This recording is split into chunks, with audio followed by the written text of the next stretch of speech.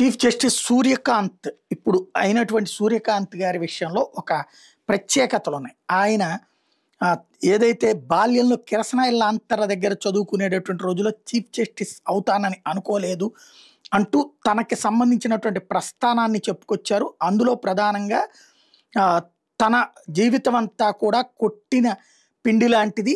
అట్లాగే 40 ఏళ్లకే తన పేరుని హైకోర్టు న్యాయమూర్తిగా తీసుకున్నారట. అడ్వకేట్ జనరల్గా అతి పిన్న వయసులోనే తనకి అవకాశం లభించినటువంటి విషయాన్ని గుర్తు చేసుకుంటూ దేశం తనకేమిచ్చింది అన్నటువంటి పాయింట్ని ప్రధానంగా చెప్పుకొచ్చారు. వాస్తవంగా ఆయన దగ్గర స్పెషల్ ఏంటంటే ఆయన ఈ దేశంలో కీలకమైనటువంటి తీర్పుల ద్వారా ప్రజలందరి దృష్టిని ఆకర్షించారు. రాబోయేటటువంటి రోజుల్లో కూడా అదే చర్చకు వస్తుంది. అందులో ఒకటి రఫేల్ విషయంలో తీర్పిచ్చినటువంటిది, ఏదైతే తప్పుడు ప్రచారాలు పక్కన పెట్టమని తీర్పిచ్చినటువంటి వాళ్ళల్లో ఆయన కీలకమైనటువంటి వ్యక్తి. అదే సందర్భంలో ఏదైతే మంత్రి వ్యవహారానికి సంబంధించి అతి తెలివితేటలు ప్రదర్శిస్తే మోడీ సర్కార్లోని మంత్రినే తీవ్రంగా మందలించినటువంటి సాహసి కూడా. అంటే జడ్జీలు సాహసంతోనే ఉండాలి, భయపడుతుంటే కనుక భయపెట్టేటటువంటి వాళ్ళు ఉంటారు. ఆ విషయాన్ని గుర్తు చేసుకోవాల్సినటువంటి అంశం ఉంది. ఆయన ఇవే కాకుండా అనేక రకాలైనటువంటి ఇది పంజాబ్లో పిఎం మోడీ కాన్వాయ్ ఘట్ట మీద జస్టిస్ ఇందు మల్హోత్రా కమిటీ నియమించినటువంటి బెంచ్లో కూడా ఈయన కీలక పాత్ర పోషించారు. అట్లాగే పెగాసెస్ మీద జాతీయ భద్రత పేరుతో ప్రభుత్వం తప్పించుకోలేదని స్పష్టం చేస్తూ విచారణకు ఆదేశించారు ఇదే మోడీ సర్కార్ మీద. మరొక వైపుని చూస్తే ఏదైతే మహిళా హక్కుల విషయంలో ఆయన నేతృత్వం వహించినటువంటి బెంచే అన్యాయంగా తొలగించిన మహిళా సర్పంచ్ని తిరిగి నియమించింది.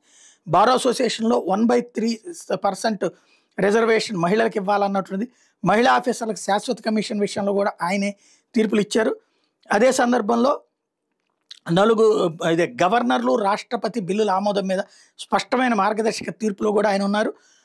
వలస పాలన చట్టానికి బ్రేక్ వేస్తూ దేశద్రోహం చట్టం సెడిషన్కి సంబంధించినటువంటి తీర్పు కూడా ఆయన హయాంలోనే జరిగింది.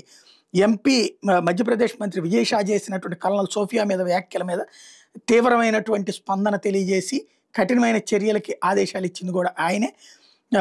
ఫ్రీడమ్ ఆఫ్ స్వేచ్ఛ అంటే బాధ్యత కూడా అని గట్టిగా హెచ్చరించినటువంటిది కూడా ఆయనే.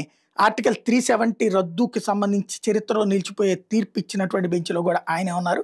బీహార్ ఓటర్ల జాబితా 65 లక్షల ఓటర్లు తీసేసినటువంటి ప్రక్రియలో కూడా ఆయనే కీలకమైనటువంటి పాత్ర పోషించారు. తద్వారా సూర్యకాంత్ ఒక అనేక కీలకమైనటువంటి దేశానికి సంబంధించినటువంటి ఈ దేశం మీద ద్రోహం, ఈ దేశం తరపున ద్రోహం రెండింటి విషయాల్లో కూడా సీరియస్ యాక్షన్స్ తీసుకున్నటువంటి నిష్కల్మషంగా ఉన్నటువంటి జడ్జిగా పేరు సంపాదించారు. రాబోయే రోజుల్లో ఎలాంటి తీర్పులు ఉంటాయో చూడాలి.